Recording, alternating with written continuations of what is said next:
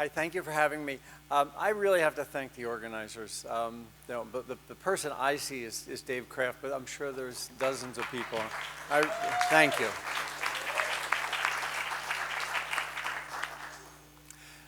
I'm Arnie Gundersen from Fairewinds, and today I was asked to talk about the about old and new reactors. And when I got into it, I said, there's 5 things that haven't changed in 70 years. And so I want to talk about the 5 things that, in my mind, have not changed. Whether we're talking about the Mark I reactors at Fukushima or the AP1000s down in Vogel or now the small modular reactors, I think there's 5 things that haven't changed. And the 5 things are secrecy, and then subsidies. And both of those are sort of political. And then 3 mechanical things, and that's waste heat, the decay heat, and they're separate things. I'll talk about them. And the last thing is the pile of waste that's now 70 years old. So first is secrecy. This is a technology that was born secret, and for good reasons. Back in 1939 and 1940, actually 72 years of secrecy and a 70-year pile of waste. The origins of this technology were created in secret, and I think that mentality has actually continued through these 70 years. We see it. Kendra and I are working on the San Onofre plant. And an example of this secrecy even today is that the Nuclear Regulatory Commission will go to Edison, and they will pass documents back and forth across the table. But if the NRC doesn't take that document home, they haven't taken possession of it, and therefore it doesn't ever get into the public document room. So that's an example of this mentality of secrecy that has wound its way even to today. Well, that was a big jump, but let's look at it a little bit finer. If you look at the origins of the Manhattan Project, then morphed into the Atomic Energy Commission, and of course we had the promote and regulate concepts, but more importantly, the Atomic Energy Commission was really focused an awful lot on bombs. One of my favorite books on the 50s is a book called The Day We Bombed Utah, and it talks about the test that went awry and dropped an enormous amount of radioactivity on St. George, but more importantly is the dialogue that's captured in the Atomic Energy Commission discussions about what the public should know. So the roots of this secrecy go right back to the bomb origins of the project, and that in turn drives a related issue, which is the topic of the nuclear priesthood. Now, and that's not my term, that's been around for years. I've heard a couple of people take credit for it. But one of the previous speakers spoke about it. There is a nuke speak. It's almost like, do we read the text in Latin so nobody understands it, or do we let the public understand what's going on up here? Well, the NRC's approach is to read the sacred text in Latin, and preferably in a private room. And they would very much like for the priesthood, the NRC, and the people that operate these reactors to be the only ones that understand the language. Now, I'm speaking to you as a defrocked priest. I started in nuclear in 1970, got a reactor operator's license on a small modular reactor, Paul. It was the ALCO reactor. If anybody can tell me what that stands for, I'll give you a free coffee mug.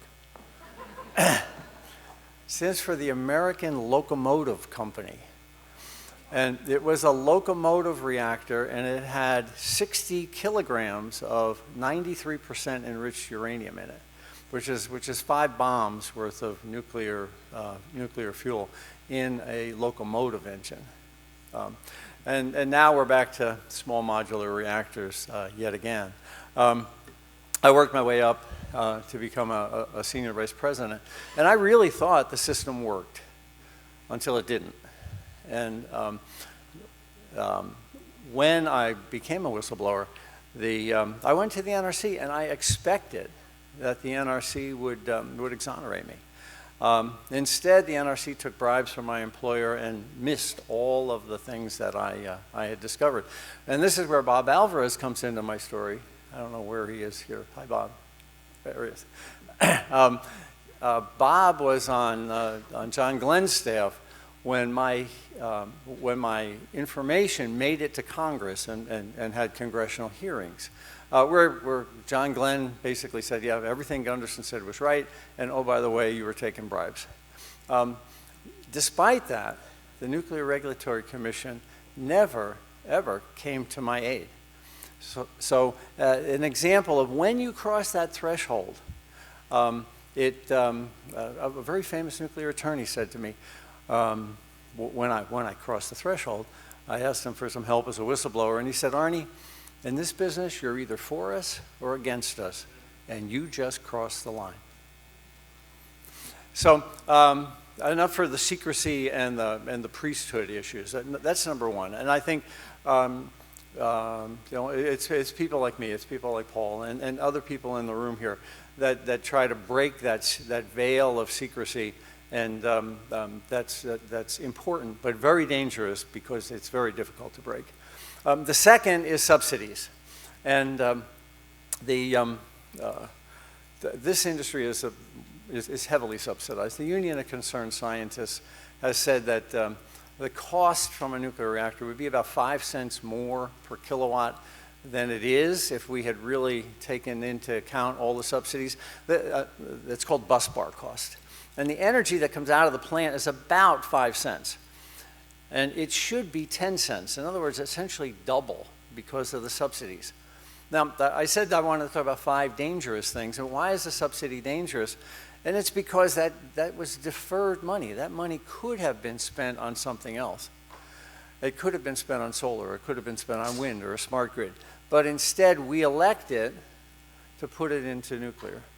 The net effect is that we've got a non-competitive source of power when subsidies are included, and in fact, the old safe, clean, reliable mantra of the nuclear industry makes it appear that nuclear power is incredibly safe. Both of those, the secrecy and the subsidies, are really driven by Congress. We don't have Democrats and Republicans when it comes to nuclear power. We really have, Democrats and Republicans. There's really no difference here, and they are essentially, we have a pro-nuclear Congress, and until we effectively change that, the issues of secrecy and the issues of subsidy will be really, really difficult to handle. The other 3, I can go to my slideshow now. Thank you. All right, this is Nuclear 101, and everything you need to know about nuclear power, but we're afraid to ask. There's 2 ways to generate electricity. One is chemically. You stick 2 different metals into an orange, and out comes electricity. And the second way is mechanically. Faraday discovered that if you put a magnet through a wire loop and move it back and forth, you'll get electricity. And that was in 1700, and really we haven't changed that way of making power since then. Whether it's a generator on a bicycle or a windmill or a hydroelectric dam, we are basically turning a generator, and that's moving a magnet through an electric field. So we're dealing with a technology here that dates back at least 300 years. And essentially nothing has changed. It's been improved, but nothing has changed. Well, within that subset of spinning a generator, some people decide to spin those generators with steam. And you can spin them with coal, burn coal, and you create steam.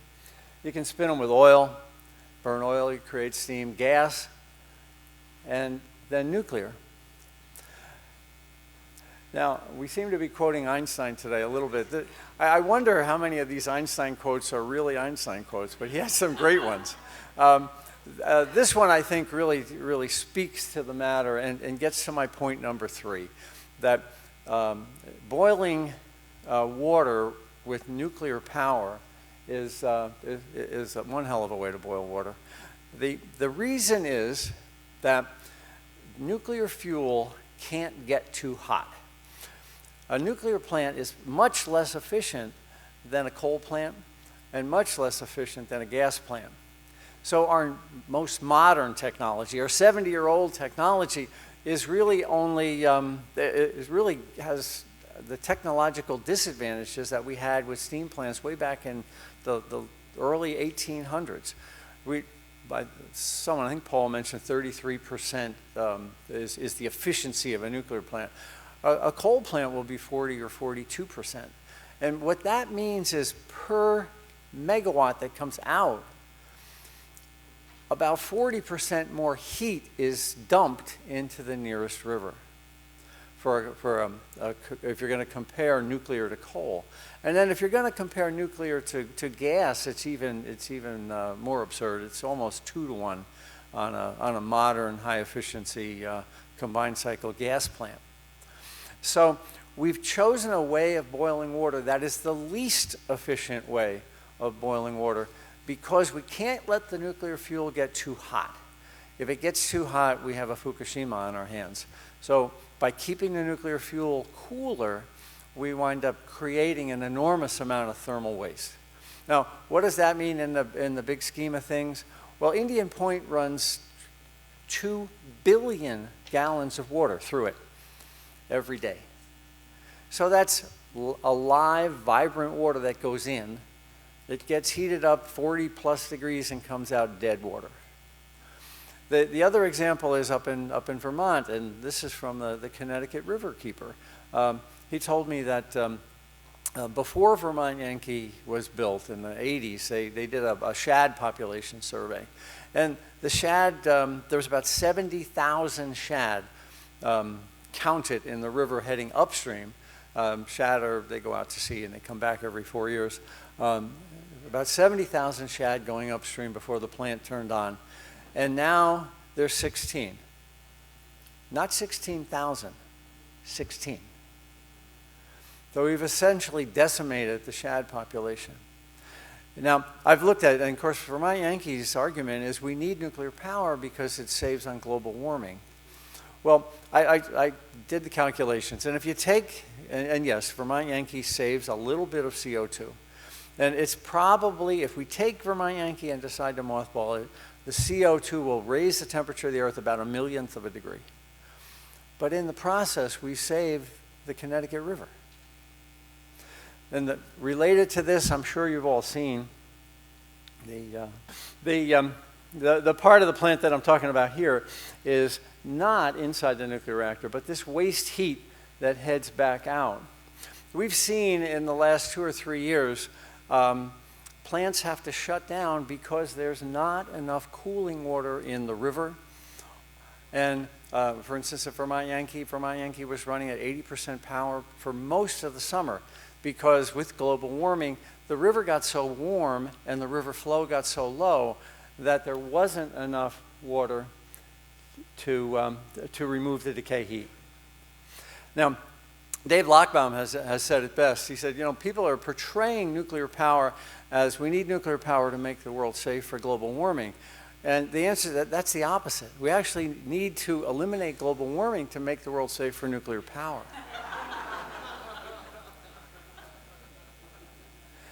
Okay, so number 1 was the secrecy. Number 2 was the subsidies.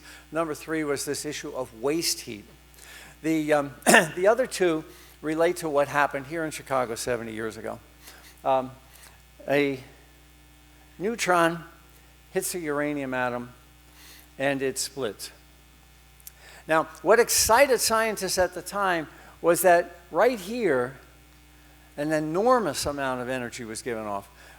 per atom, that chain reaction creates about 1,000,000 times more power than burning an atom of coal. So it looked like free and abundant energy, too cheap to meter. Now, what they didn't take into account was that and that. And that's the decay daughter products that are left behind. You know, I went to RPI for 5 years, and we never talked about those two. It was always about the amount of heat that you could get out of the initial fissioning. And then also the mathematical difficulty here. And the beauty of the math, guys like Slazard and Fermi figured this out and tried it out on the atomic pile. When you put one neutron in, you get 3 neutrons out. And the goal is to get one of those to hit another uranium atom. And the math on that, I'll tell you, is very intriguing and fascinating. It took years of some brilliant minds to figure out. And that's what enthralled the scientists. And no one ever worried about this and this, the radioactive fission products. Well, if one neutron can split and create a lot of heat, then one of those 3 neutrons can then split and create a lot of heat, and so on. We become a chain reaction just like happened here 70 years ago. And what's left behind are all these little grapes, the radioactive fission products. They didn't worry about that in Chicago. And frankly, we did not talk about them in engineering school. We were, they account for about 5% of the heat that comes out of a nuclear reactor. So everybody's excited about the pop. That's 95% of the heat. And nobody seemed to worry about the 5% of the heat that comes from these leftover radioactive daughter products. And again, it doesn't matter whether it was the pile here 70 years ago or Fukushima or the AP1000. That's a fact of nature. There's no way that those uranium atoms split into daughter products and don't leave waste behind. It's not a chemical problem. We can't transmute this. Those products are going to stay and are going to be with us for centuries in the case of cesium and 250,000 years in the case of plutonium. Okay, so the advantages of nuclear power is that you get an enormous amount of power for very little mass. And that's the old E equals mc squared. C is 300,000. So when you square 300,000 times 300,000, it's a whole lot of zeros. So there's an enormous amount of energy that comes out of this process. That's what intrigued the scientists. But what they really didn't spend a lot of time thinking about is that these radioactive daughter products remain physically hot for 5 years, and Bob was talking about 100 years for some of these radioactive daughter products. And then they also didn't talk about the fact that some of these radioactive daughter products remain radioactive for centuries. Okay. This is example number 1 of radioactive fission products remaining hot after the chain reaction shut down. When the tsunami hit Fukushima, the control rods fell in. The chain reaction stopped. There's no doubt the chain reaction stopped. But then the diesels failed, and there was no way to cool the plant. So even though the chain reaction stopped, we had this. So turning a reactor off doesn't turn the heat off. And it can't. There's no magic formula to change this on the AP1000 or on the small modular reactor in Alaska. This is with us and will be with us forever. So problem number 4 is what to do with that decay heat. And the answer is, unless the electricity stays on, you're going to have a meltdown. Now, this is fascinating. The Nuclear Regulatory Commission says the chances of a meltdown are somewhere around 1 in 100,000 per reactor year to 1 in a million. So if you do the math on that, and I teach math at the community college every Monday in Vermont if you want to you want to come by. You put 100,000 in the numerator and 400 nuclear plants in the denominator, and do that math, and that's about once every 250 years. Now, if you put 1 million in the denominator and 400 nuclear plants, it's about once every 2,000 years.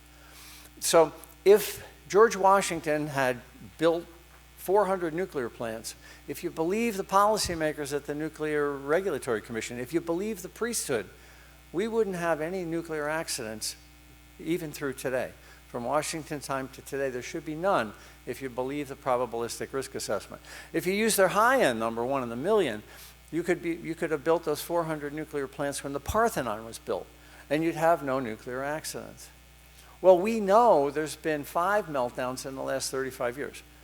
TMI, Chernobyl, and 3 at Fukushima. So you do that math, 35 divided by 5 is 1 in 7. So history tells us that there's a once every 7 year, once in a decade chance of a meltdown.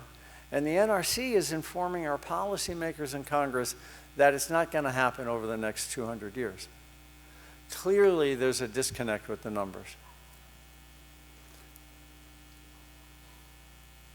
So the second part of that, so that's these radioactive fission products have to be physically cooled for a couple of years.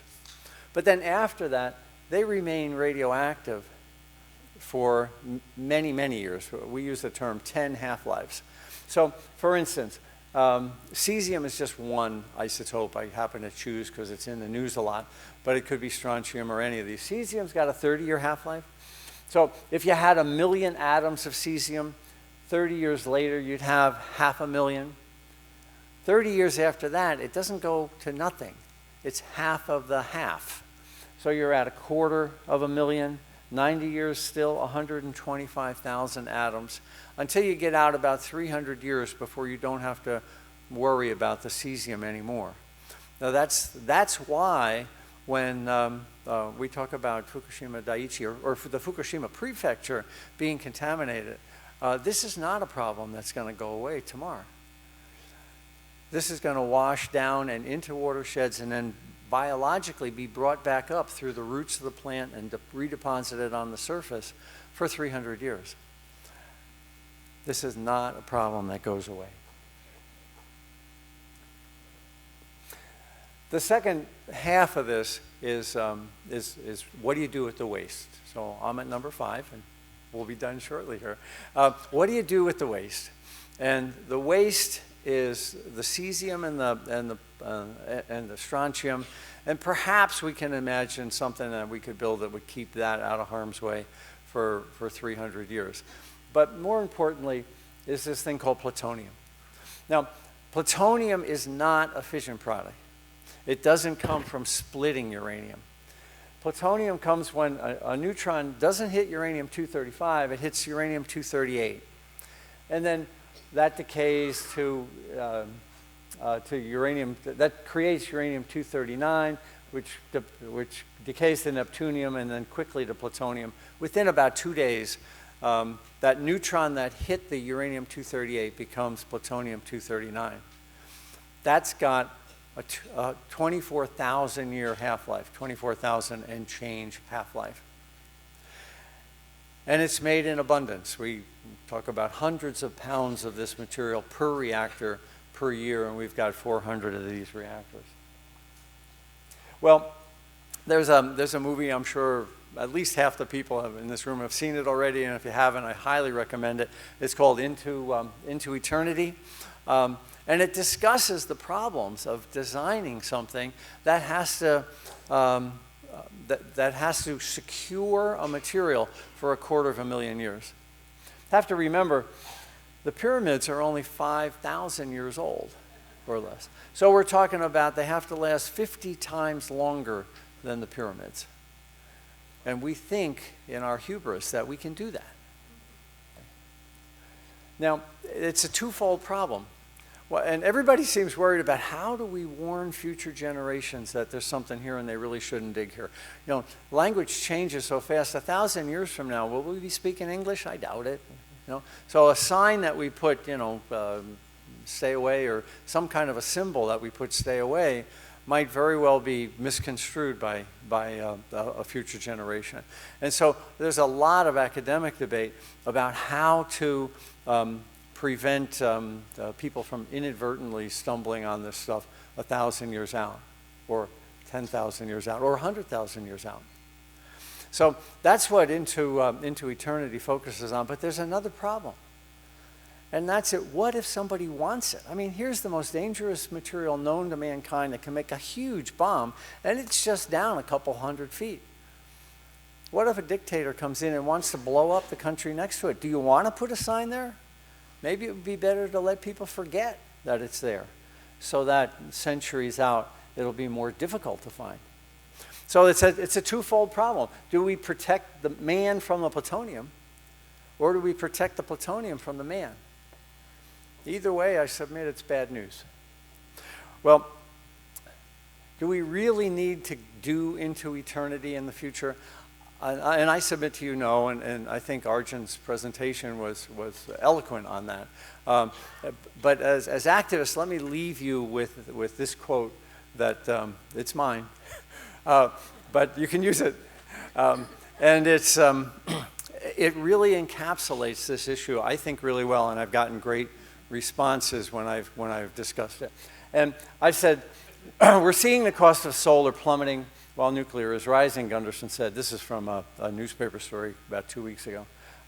But I also added that I had seen the rebuttal that the sun doesn't shine in the day and the night.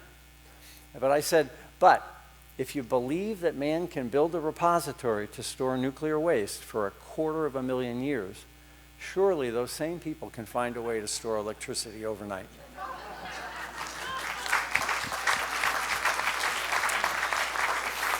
Now, so the 5 points were the subsidies and the secrecy, and then the waste heat and the decay heat, and finally this issue of waste disposal. I Skyped my wife Maggie, who can't be here. She's recovering from a really severe fall and associated issues. But about a takeaway for you guys, and I have her takeaway, so let me get it. Okay, so this is from Maggie, and I hope she's watching. I think she might be a live stream. Maggie's the founder of the company. Fairewinds started in 2003, and I came on full time in 2008. And she, like me, came from the nuclear industry. So anyway, she said, Fairewinds' mission is to educate the public and decision makers about nuclear power. Take out the rhetoric. Take time to tell people the truth in simple, clear language. Refer them to sites with the facts. Don't use nuke speak. This is what Kendra was saying earlier. People will be shocked when you tell them the truth. It shouldn't be a partisan issue. Some people may not believe the facts about radiation releases you've heard today. And starting at mining, I always hear, no one ever died from commercial nuclear power. And I think, our representative from South Dakota showed that that's clearly not true from the very get-out. Related to that is, in talking to people, use today's technology. I was up on TweetDeck during the presentation, and I've only found 4 tweets this whole day from this group. We're not using today's technology to get to the young people. I know, I watch my kids. I can track what my kids tweet too. It's a great device, by the way, for parents. But, and they'll be in a meeting and they're tweeting, 10 times an hour. So we're not using the technology. And I think that's really where Fairewinds has been able to succeed a little bit, is that we've better used today's technology to get the message out to people who really need to hear it. Okay, thank you very much.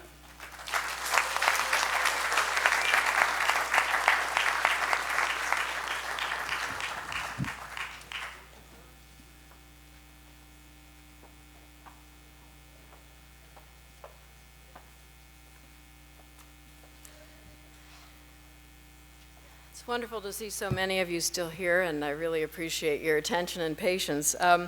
I've been asked to talk about new weapons and proliferation. The link between nuclear weapons and civilian nuclear power, of course, has been there from the very beginning. And I dare say it's becoming, well, in the past it was, in a sense, nuclear weapons which drove the civilian nuclear power. I think we're finding on the international scene that civilian nuclear power may be, in a way, driving nuclear weapons. So I want to talk a little bit about what we're up against now. We have a lot of old weapons sitting around. The legacy from the Cold War is really stunning. Since 1987, when the United States and the Soviet Union reached a peak of 70,000 nuclear weapons altogether, we've reduced that to about 19,000, according to the Nuclear Notebook, which the Bulletin publishes every couple of months. 19,000 are deployed and stored nuclear weapons between mostly Russia and the United States. Now, in the last 25 years, then, we've made a lot of progress. The Cooperative Threat Reduction Program, a program which brought the US and Russian scientists and engineers together, have dismantled a lot of those nuclear weapons, and we've stored many in arsenals. Part of the problem, though, we have is what to do with the dismantled nuclear material. Where are we going to store it? Where's the waste? Bob Alvarez is absolutely right. That's the military programs which are really presenting the problems of waste storage. And with the ratification of the New START Treaty in 2010, we're continuing to reduce those numbers, and that's good news. That's very good news. The problem, of course, is that we've got more waste to deal with. I think this next administration, the next Obama administration, will likely come to an agreement with the Russians about continued work on joint dismantlement of these weapons, and I think there'll be continued unilateral moves, informal reductions, maybe not treaty-based, but the Russians certainly would like to reduce their arsenals, and in fact, our military would like to reduce our arsenals, especially with the budget crunch that is coming along. There are also, though, stores of new fissile material, material that is nuclear that can be used for bombs. That's what fissile material means. It's nuclear bomb-making material. We haven't really come to a good closure on that. There's been an idea for a fissile material cutoff treaty. Don't you love the way people talk about this stuff? And maybe it's because it's such an awkward title for a treaty, but in any event, we haven't gotten very far. Currently, the Pakistanis are holding it up, we've held it up, the Chinese have held it up.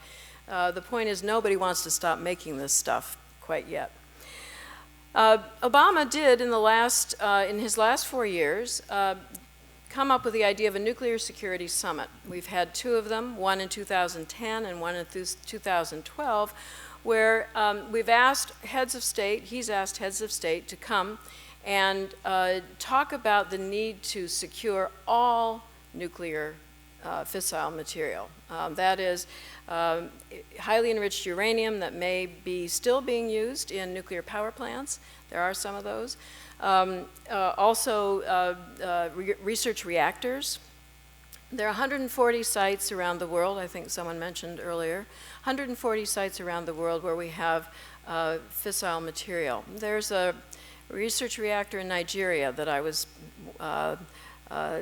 shown with great pride when I went to visit Nigeria. There have been in the Congo. There are really all over the world from this Atoms for Peace program. So we've got this stuff just fairly all over the world. So we talk about the United States, and we have focused a lot on the United States, which is a great place to start. But we also need to think about what's happening in the rest of the world. And what's happening in the rest of the world is not exactly a great sight. The Russians are enriching highly enriched uranium again for their nuclear-powered submarines. And you heard just a minute ago about Norway using those nuclear-powered submarines in the Arctic. The Arctic is a great place. It's opening up from climate change, and there are more submarines and more patrols going on in that Arctic, and that's where a lot of the Russian submarines hang out, shall I say. Pakistan is enriching uranium to build more weapons itself. It seems to be on a weapons race. And the U.S. is modernizing its own weapons, although the idea of getting new plutonium pits for our modernized nuclear weapons seems to be running into trouble. So that's great, and we need to work harder on it. China is modernizing its weapons, though its policy of minimum deterrence with its warheads decoupled, I think, means it won't be a huge driver of that. We've got weapons being built and more of them being built, nuclear submarines. We've got lots of military uses still for this stuff, as well as the civilian reactors. So I think it's good to be mindful of that as also part of the drawdown, if I can speak of a drawdown, of nuclear material. And it's the fissile material that I still think is the most dangerous, both because it can be used in bombs and because in plutonium it's very dangerous stuff. Highly enriched uranium is extremely toxic, and I think Bob Alvarez and others have shown how that's the case. There are some new potential capacities that are developing, and I want to mention two. One is the small modular reactors, and we can talk more about that. The other is the new laser enrichment process for enriching uranium called SILEX. It's less costly than the centrifuges. It uses less electricity to enrich, and it also it gives off fewer chemicals, so it's less easy to detect. So if you put that all together, there's a much greater risk of proliferation of all kinds of nuclear material, whether it's low enriched uranium or high enriched uranium. And if you've got treaties where you want to verify stuff, SILEX makes it much tougher. And yet the United States has, in its infinite wisdom, developed this technology. And even though it doesn't really need this capacity, it's been wanting to develop it so that it essentially can export it. It's been talking to Japanese, for instance, about whether they wouldn't be interested in coming in on this new kind of enrichment facility. Again, Scott Kemp in July in the Bulletin has written a very nice article on SILEX, which I think puts it all together for you. A SILEX plant would be 75% smaller than a regular nuclear centrifuge plant. So it makes it much easier for, say, another country like perhaps copying Iran to make enriched uranium, and it takes a much shorter time for the SILEX process to get from low enriched to high enriched uranium. So it's something that, again, we've developed as part of our policy, which really doesn't have much use, and we need to keep paying attention. The small modular reactors we've talked about a little bit. Again, this is something that is a proliferation problem. And I think we can certainly come back to it. The Nuclear Regulatory Commission has just chosen Babcock-Wilson to put in, Wilcox, has been chosen to put a plant in Clinch River, Tennessee. Babcock-Wilcox, as I recall, is the very same company that provided the security at the Y-12 plant that was broken into by the nun and her two accomplices. So go figure, I don't know quite about that or what's happening there. So what I really want to close with and emphasize is that the new nuclear power plants that countries are interested in developing, and China certainly is going ahead substantially. It needs huge energy sources. It's also going ahead with solar and wind and geothermal and coal. It's doing everything because it really needs energy, they think, to bring their vast population out of poverty and into a better standard of living. The most recent agreements, the UAE, the United Arab Emirates, has signed an agreement to have a power plant built there. It's signed an agreement. They say they won't enrich uranium. So at least somebody else, not the UAE, has control. But Vietnam has also signed a contract, this one I believe with South Korea, for its first nuclear power plant. But it doesn't have this agreement to relinquish the right to fuel enrichment. Now, the reason this is a problem, as you know from reading about Iran, is that if you can enrich uranium for a power plant, you can also use the same technology to enrich it to make nuclear weapons. And the two motivators for getting nuclear power now are energy sources, and climate change is being used as a reason why nuclear is better than coal or oil or other things. But the other is because we think a lot of countries want to use it as a hedge. They want to have the capacity to have a nuclear weapon. It's still a motivating force. It's still something that drives countries. Vietnam is on the border of China. There's no love lost between those two countries. We have not been able to successfully convince people and to provide the incentives for them to turn away from nuclear weapons. So in summary, let me just kind of say, putting this all together, that the age of arms control and nuclear weapons reductions, as well as the nuclear proliferation treaty, has, I think, been somewhat supplanted by an age of civilian nuclear power, starting with nuclear power and then acquiring the uranium enrichment as a hedge so that you can make nuclear weapons. And the rules that have been that have been put in place, the Nuclear Non-Proliferation Treaty, have been somewhat effective, but the rules are not enough. And I think one of the things in the arms control community that we have not really fully come to grips with is that it's nice to have laws and treaties and all that kind of stuff, but if you don't find the incentives to get people to do what the rules are telling you to do, there are always going to be people who want to break out. There are always going to be cheaters. There are always going to be people who want to, somehow get underneath the radar screen. And certainly the U.S. has been one of the big rule breakers. Let's be fair about that. So with the ability to pursue this kind of ambiguous policy, do you really want a nuclear weapon or not? Well, we're not quite sure. But the pursuit of civilian nuclear power then becomes a path to making a bomb. And I think in that case, the world still obviously faces peril from the spread of this most dangerous technology on Earth and the fire that won't go out. In terms of things to do, I think there are probably a couple. One is just get smart and stay smart. And I know you people in this room are smart, and I hope you'll continue to look for sites. I'll plug the bulletin again, but Steve Schwartz is here to tell you that it's the best damn magazine on earth, except for Non-Proliferation Review, which he now edits. But it's done. It's really meant for people who don't know nuke speak. It's the whole idea is to get it into language without using acronyms.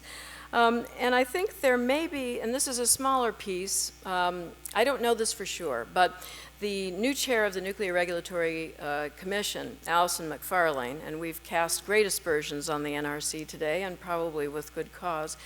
Alison comes at the job, she was actually on our board of the Bulletin, she comes to the job as a geologist, very skeptical about the ability to adequately store the material from spent fuel, and has questioned many times. She's a leading expert on Yucca Mountain. She wrote a terrific book on it. And I think as much as we want to attack the NRC, we may actually have a friend there. And if there's any way that we can make use of her position, doesn't mean we just kind of pandered to her, but rather, as FDR said, I agree with you 100%, now go out and make me do it. And I think Alison's in a position, meaning, make a lot of fuss, put a lot of pressure, but I think she's sympathetic to some of what you all are about and we're about. So I'd suggest that this is really an opportune moment to pursue an anti-nuclear power, certainly an anti-nuclear weapon agenda. Thanks very much, and we'll take questions. Thank you.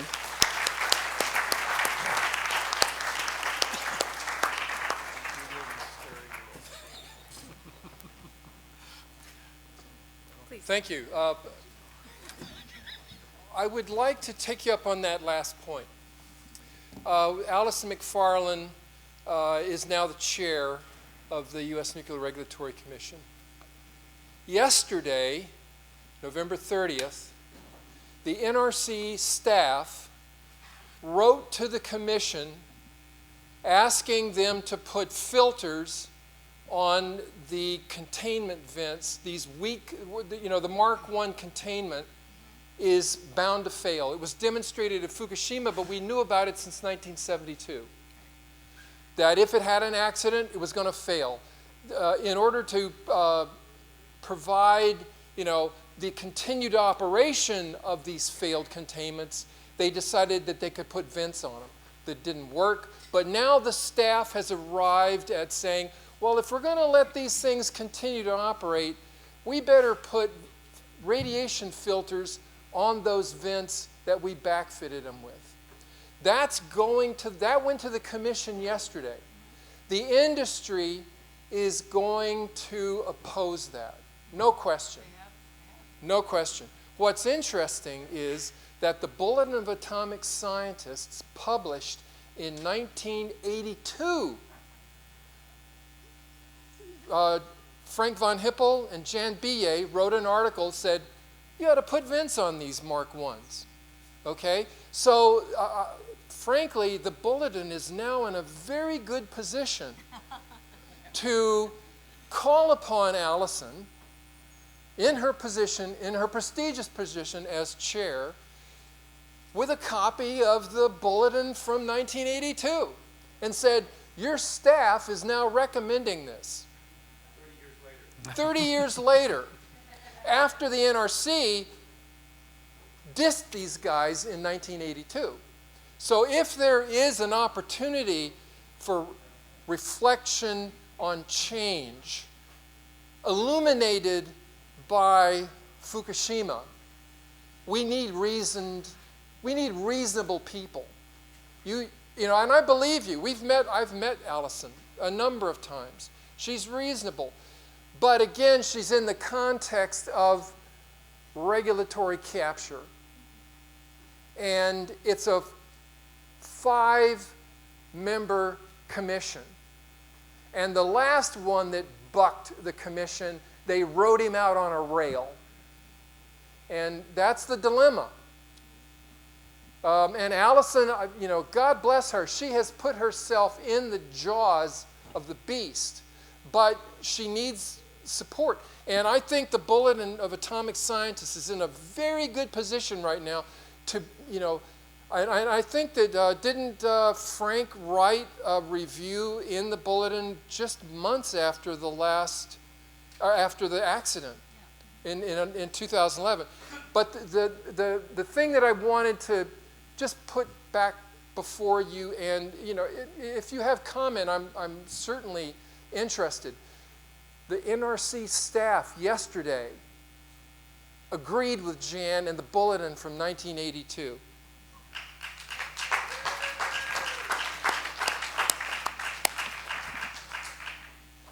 Is somebody going to respond? Oh, well, I didn't realize I needed to respond. You don't need to, only if you want to. Okay, well, I think, the Europeans, after that article was published, actually, Frank von Hippel and Jean Bay's piece, the Europeans did put filters on the what do they call it? Yeah, the Mark I, but so yes, they did. And our nuclear industry said, well, it would be too expensive. So cost, always seems to, the short term, kind of drives out the long term greater good in some ways. I think, yes, Alison is one person. And as much as she is, a skeptic, you're right, she's going to be under a lot of different kinds of pressure. It's great that her staff has recommended this, but you're absolutely right, the nuclear industry is it's under even more cost pressure than it was in those days, so, who knows what's going to happen. I think from just knowing Allison for, a bit, she's somebody who I think will listen to a whole range of people. When she was on the Blue Ribbon Commission on America's Nuclear Future, one of the recommendations that came out of that was to involve the public much more in all of this. They came and said, look, the storage problem is not a technical problem. It's a political problem. And the way that we go about talking and informing and engaging people in these questions, we're going to have to store, is important. We're going to have to, if we shut all the reactors down tomorrow, we still have the problem of waste.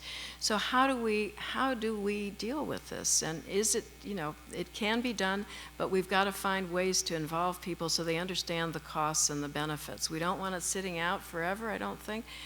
It's a horrible problem, and we're going to have more of it if we dismantle nuclear weapons. So the question is, how can we reasonably, go forward? And I do think we have a bit of an opportunity here.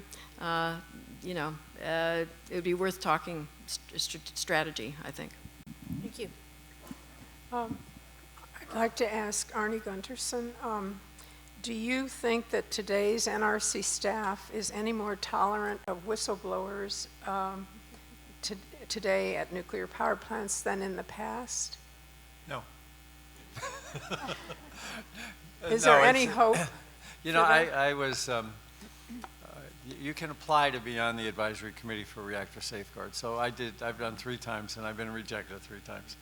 And the last time, though, I heard a conversation out of, I guess by then I'd gotten hearing aids, I could hear them a little better. And I was, I was invited to these 17 guys to talk about my credentials, and there was 10 of us, and there was 2 openings, so I thought I had a 20% chance. So I said, I represent NGOs. And there was this little stage whisper, "That's a nice word for them." That's a nice word. I think it infuses. I need a hearing aid. What is it? That's a nice word for them, is for what I heard.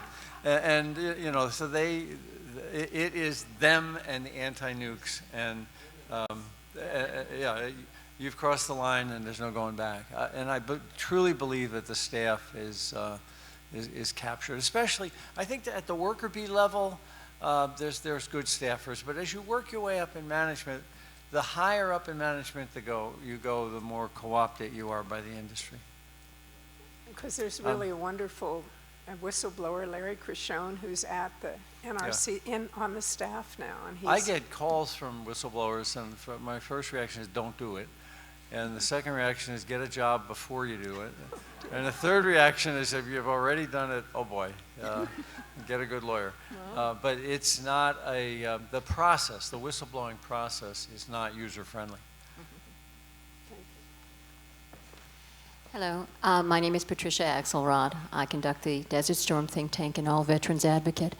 Before I pose my question and or make a comment, I would like to introduce you folks, if you don't know, this good woman, Ellen Thomas, who's right over there.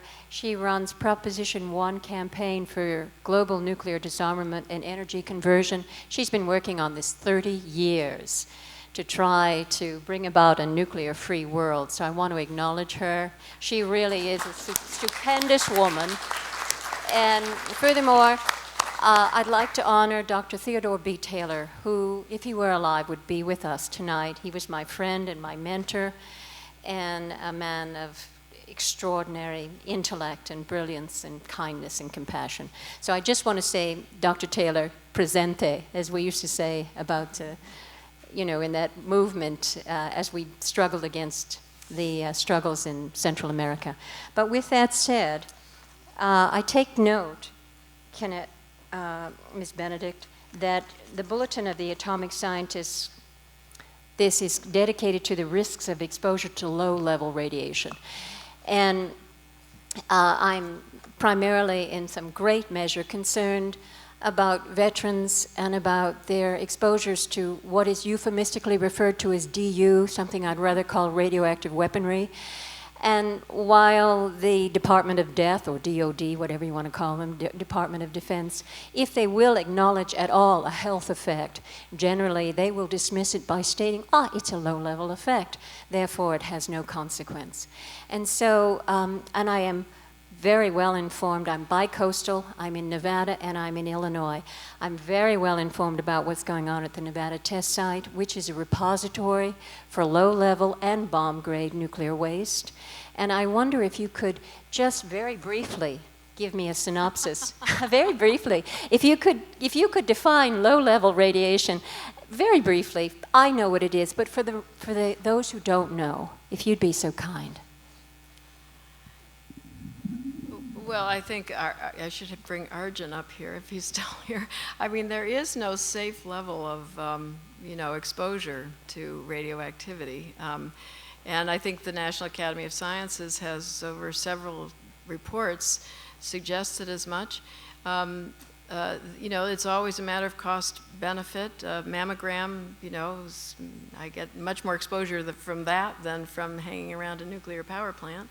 But I'm willing to go through that in order to, for health reasons. Dental x-rays the same. So I think, yes, low-level radiation is something to be concerned about. But with all of these technologies in general, these are complicated things, and we need to be thinking about what the harm is, as well as and the benefits. And for each of us, if it's an individual thing, then we make that determination.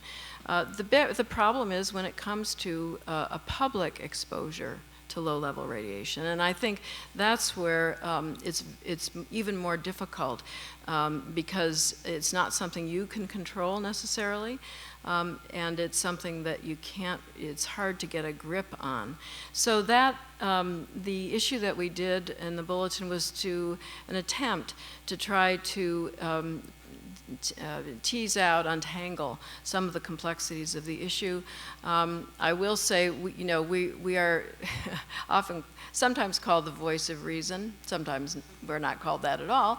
But I will comment that I got two responses, several, but two in particular that I remember. One saying, well, I've read this bulletin issue, and it's really terrific, and it's clear that we just, there's just no safe level for this stuff, and we should get rid of all of it. And the other one was, this is a great issue, and, well, I guess we just don't have anything to worry about. So it tries to inform you. So be informed. Thank you. Hello, I'm John Bolenbaugh, and I'm a whistleblower for tar sand oil. Thank you. I have turned into an activist now and a reporter, and I make videos, and they're becoming worldwide slowly. But now I'm having whistleblowers contact me, one from a nuclear power plant in Michigan. I can't say which one, but I'm about ready to make some major videos of some major government cover-ups. And yeah, I'm excited.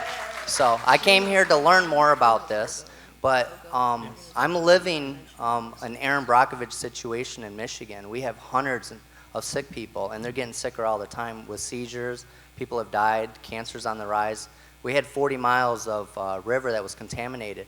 And it's important for you people here in Chicago because they lied to you, and the toxic chemicals made it to the Great Lakes, to Lake Michigan, and that's where your fresh water comes from. That's what you drink from.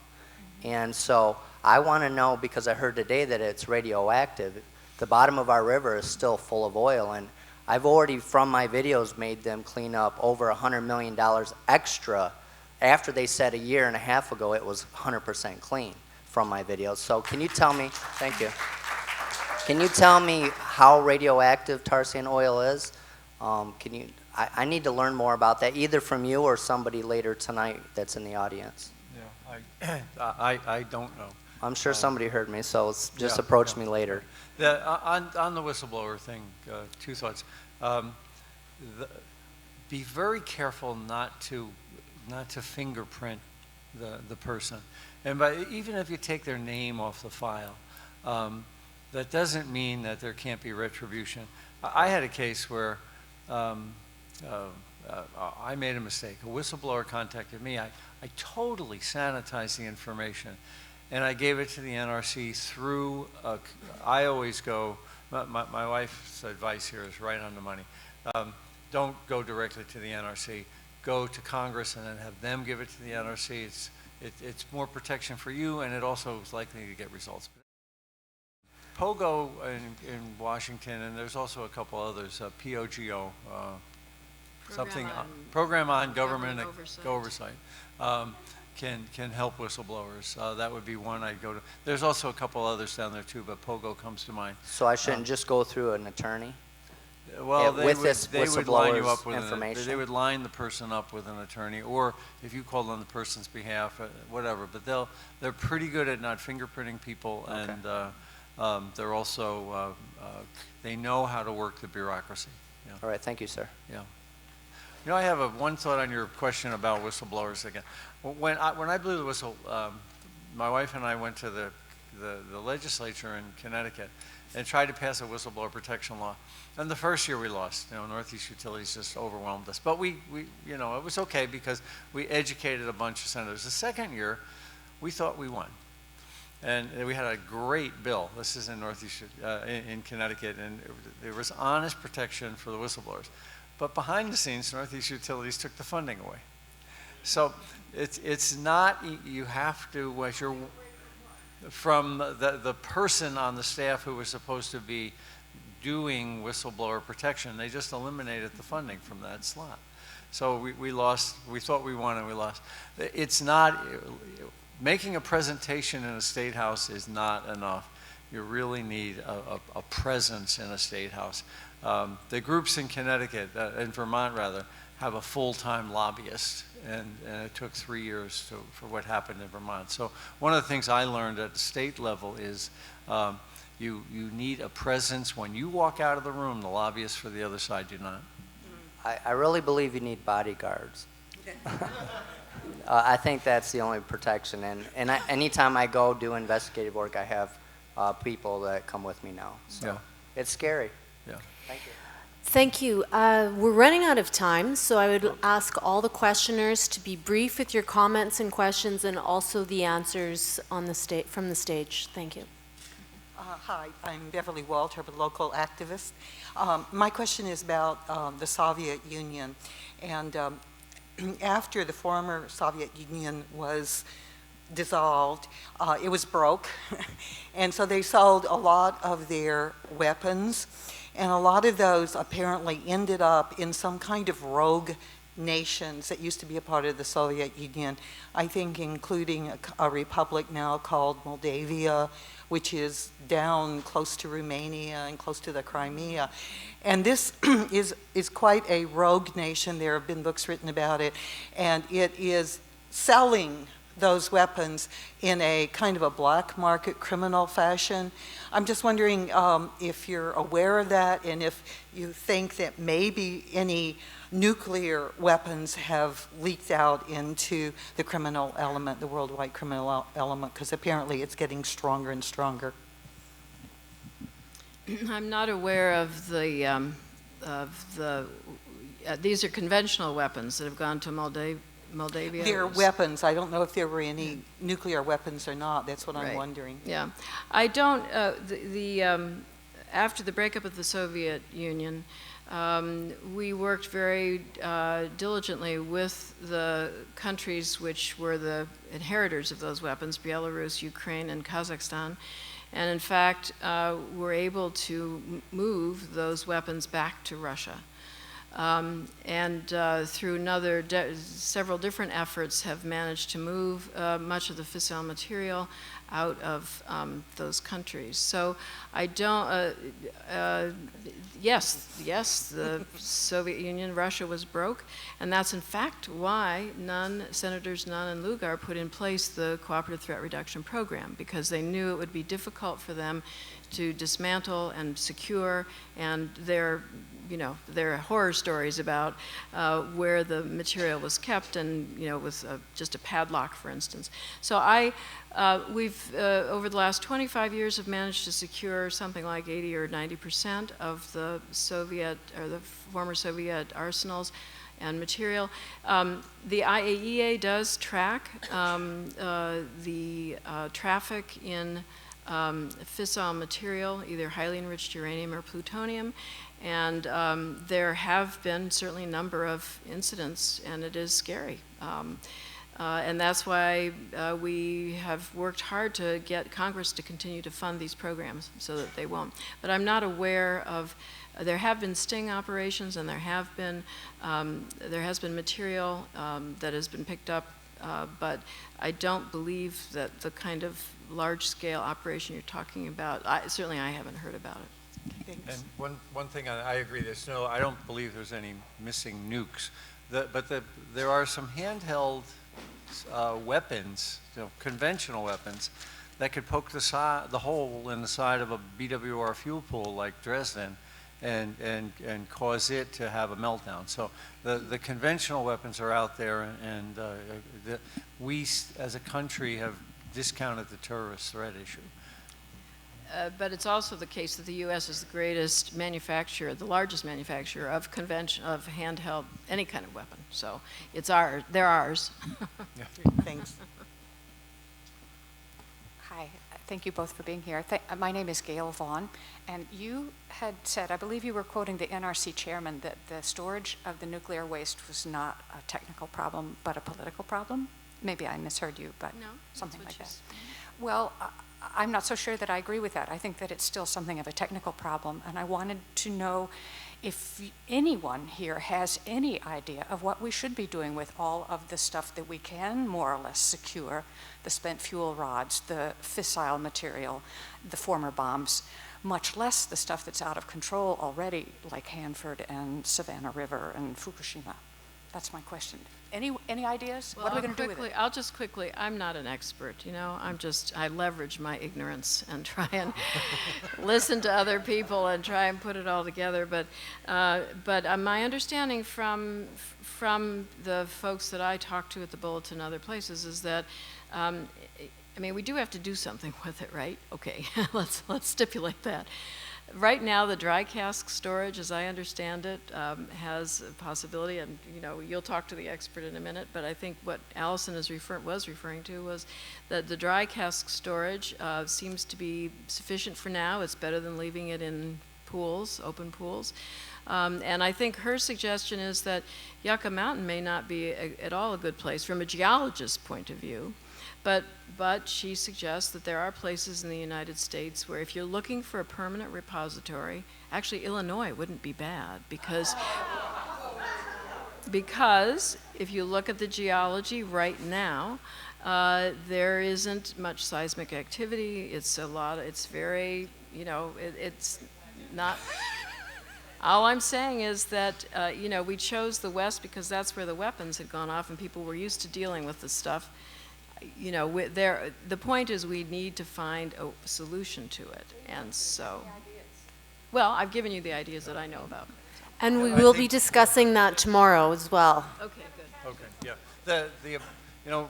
When you find yourself in a hole, the best thing to do is to stop digging. So building more or running them longer creates more of the waste that we still don't know what to do with, and that's, I think, important. The dry casks, seem to be what we'll be stuck with for 50 years or more. Whether or not to keep those on the sites or to consolidate them is a separate issue, but getting the material out of these fuel pools, it would be, to avoid a problem like Fukushima Daiichi Unit 4, which is all the fuel is in the pool, there's nothing in the reactor, and still the thing exploded. We've got to get the fuel out of the fuel pools. And so our first priority has got to be to get it to dry cask. And on Yucca, Yucca was, it was chosen politically despite the science. And so people will say, well, this is a political thing, and actually the science supports Yucca. No, it was the other way around. Yucca, the bill was originally called, to use the polite term, the Screw Nevada Act. And so Yucca may not be the right one, but somebody's got to take it sometime. But first you got to stop digging. I just wanted to talk about the last time I heard Jeff Patterson speak. He talked a lot about Alice Stewart, who was the person who did the original research on low-level radiation and its effect on the human body. And she said, I read a little bit of some of the things she said, and one of them was that if a pregnant woman gets not a chest x-ray, a tooth x-ray, that there's a certain percentage higher rate of leukemia in the offspring of a woman who has this while she's pregnant. And but I just wanted to put out the name Alice Stewart to answer some of the questions about the effects of low-level radiation on the human body. I Googled it and it worked. You can find it. You can find Alice Stewart's work in the Bulletin of the Atomic Scientists, and the archives are on Google Books if you want to look it up. My name is Cindy, but just to follow up on that, there's a book called The Woman Who Knew Too Much that was written about Alice Stewart. It's her whole life. It's fantastic. I just wanted to mention that we've been talking about accidents. We haven't talked about waste accidents, starting way back with Chalk River. And then with Windscale in England, it was so critical. This plant blew up that it was like a mini Chernobyl. All the milk and vegetables had to... Yeah, but it blew up. Yes, but then it was so bad that when they started reprocessing, which is one of the dirtiest places in the whole world, and when it hasn't been mentioned once today, Sellafield, which is making reprocessing, they had to change the name from Windscale to Sellafield, but it's the same place. Because they're very good at name changing when you have an accident. Not to mention in 1957, Christum, there have been 3 huge accidents in Euro-Russia. One was Christum, I can't pronounce it very well, but one they had all the waste in a lake, and the lake dried up, and the whole place there were 3 of them, not just one.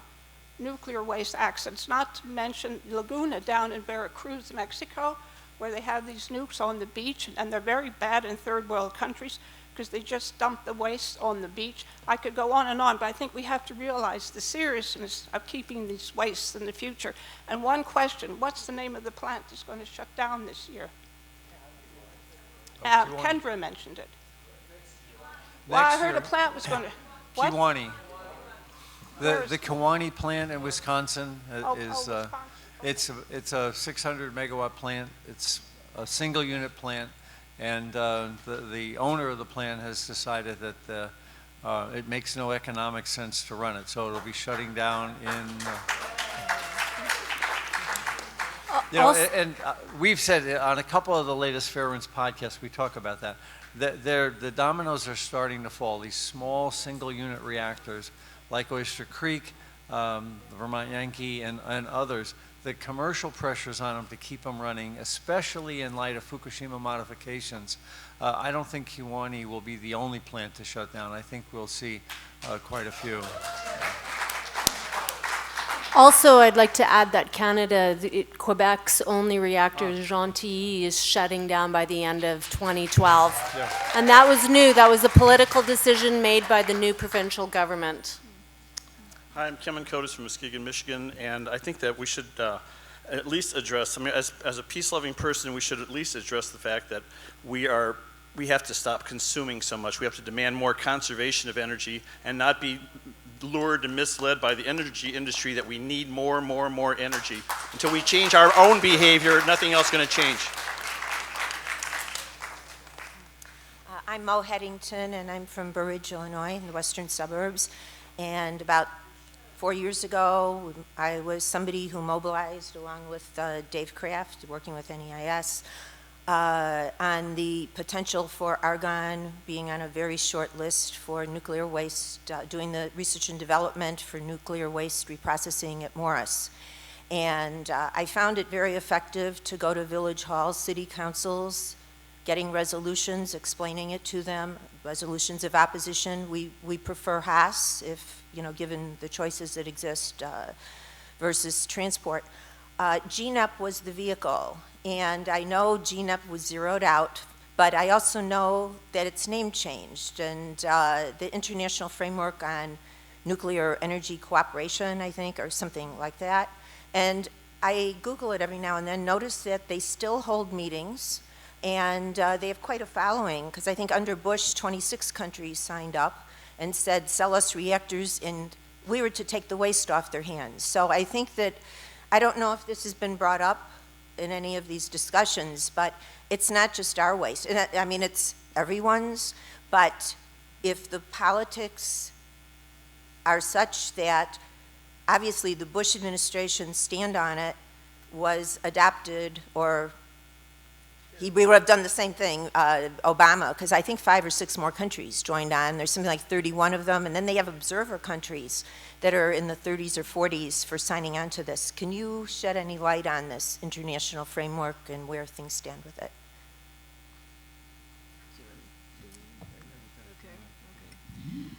I probably should turn to Steve Schwartz on this one. I'm not as well informed as I should be, but GNAP is not,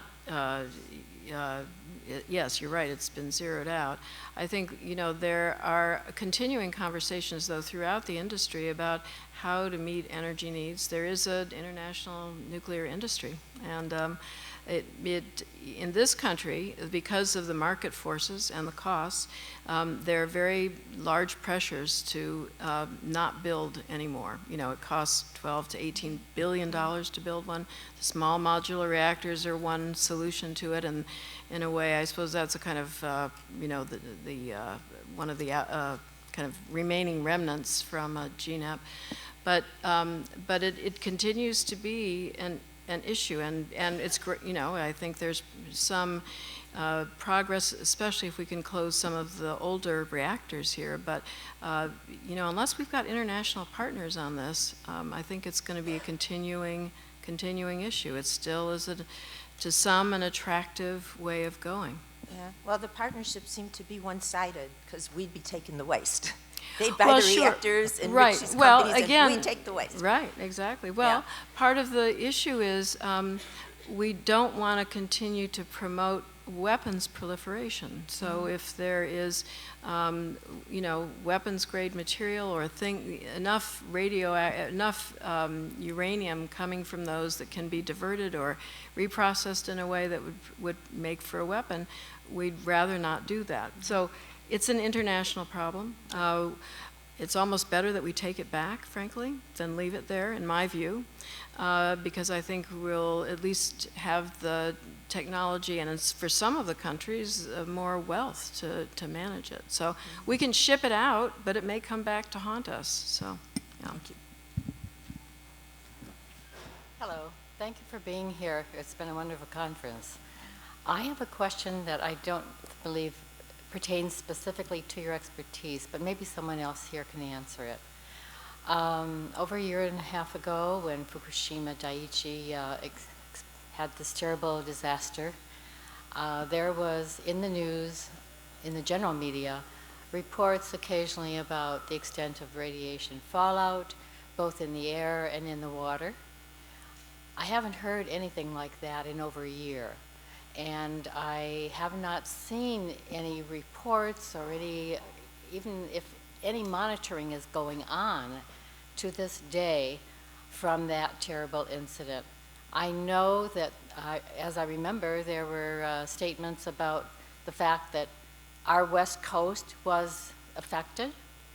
I don't remember the severity of those apparent reports of how affected it was. And how much of that radiation contamination has shifted towards the east, even as far as this area of the country. Is anyone monitoring? Yeah, there's a lot of this information on the Fairewinds site if you check. I wrote a book on this, and it's a bestseller in Japan. So it's in Japanese, though. So it's have not a in Japanese English. friend. You know, when the accident happened, the day the accident happened, I knew there was a meltdown happening, and this is one of the fundamental turning points in my life. I had been an expert on 3 Mile Island, and I saw my government cover up that accident. Radiation releases were probably something on the order of 10 to 100 times higher than what the NRC will still say in the and so I turned to Maggie and I said, you know, I don't care what it takes. I'm not going to let it happen a second time. And that's really when we put the videos up on the site and things like that. But so but the issue is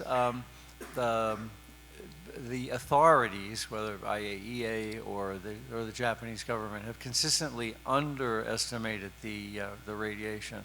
I was in Tokyo in February, and I was on the book tour, and I brought plastic bags with me. And every day I would walk outside and grab some dirt from where I was, and I came back with the dirt.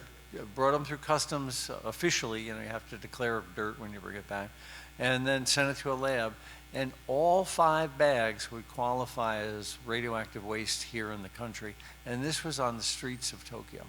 So, you know, what we would have to ship to Texas and store by our standards in Tokyo was ubiquitous. I was there again in August, and I was over on Niigata, which is on the opposite coast, on the Sea of Japan, and it didn't get nailed by the plume so much, but the mountains between Fukushima Prefecture and Niigata are contaminated, and now their sediment in their rivers is loaded with radiation as well.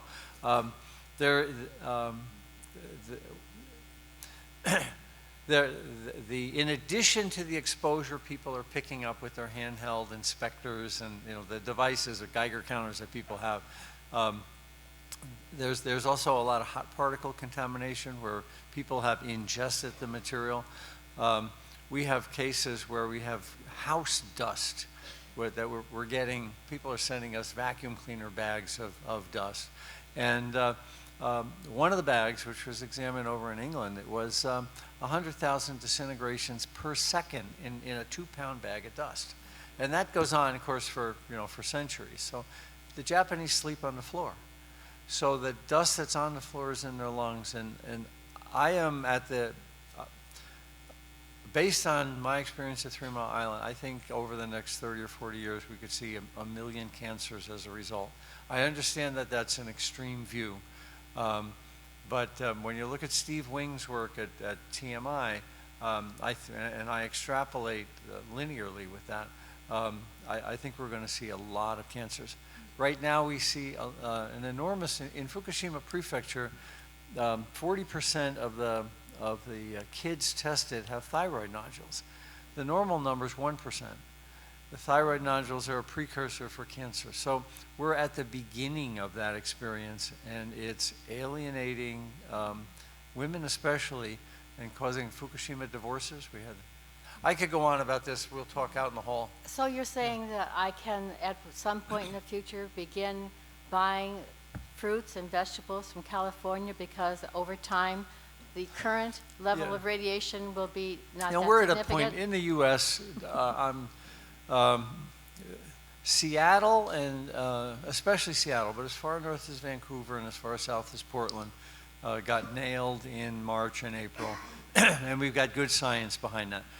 We had air filters out in Seattle in March and in April, and they're called CAMs, continuous air monitors, and essentially you pull air through a cigarette filter, and then every day you take that filter out, put a new one in, and then you roll the filter out and you put it in a you lay it on an X-ray film, and people in Seattle wound up, and the rate at which the air filter was pulling air in was 10 cubic meters a day, which is about what your lungs breathe, and we were finding 10 hot particles a day from Fukushima Daiichi during March and April for Seattle. So yes, Seattle got nailed, nowhere near what the Japanese got, maybe 1,000 times less.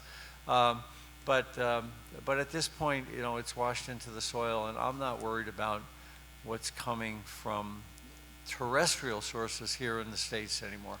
I'm very worried about the top of the line, top of the food chain fish that are in the Pacific, and I don't think that's peaked yet.